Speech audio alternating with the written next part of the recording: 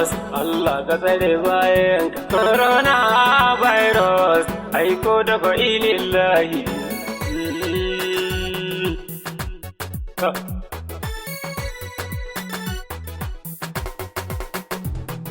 Wani gida ya za a yi kenan al'amarin nan na damuna. Karki ishe ni da zancen banza ni kan na toshe hanci na. Tashi ka bani abin girkawa ne kamar yunwa na damuna. Ai in yunwa na damun ki ni ma yunwar na damuna. Tashi ka saya mini garin kwaki kai ko da sai kulle cikina. Wai ni kan tafiyar kutaran nan in ce dai ba ku je Legas ba.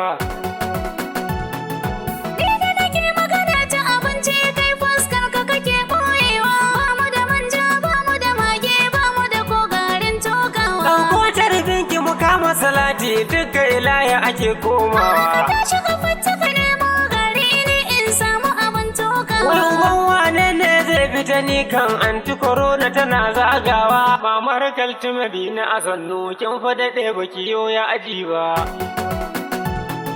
Bani da ko zai faɗa miki ke baki san hakurin yunwa ba. Ko a abokai ka je ka nema ai na san ba za ka rasa ba. Allah na kula wannan matar ba ƙaunar in rayu take ba. Dan Allah ka fusata ka tashi an ce cuta ba mutuwa ba. Na san cuta ba mutuwa ba, kuma cuta ba inuwa ba. In ba gwamnati ce ta sake ba, ko windo ba zan leƙa ba. Sarkin rama kawo mana ɗauki karka bari yunwa ta kashe mu. Tallafin da ake bayarwa mu har yau ya kasa ishe mu. An ɗaure akuya ba dusa wai sai dai mu ci 'yar ajiyar mu. In kwata kare dole a fansa mana ran sai dai ta rasa mu. Amma dan Allah kowa ya bi doka in dai ba ta hannun sallah ba.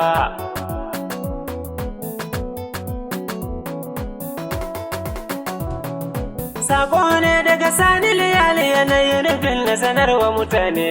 Mu zauna a gida mu kiyaye al'amarin nan da ya kunne.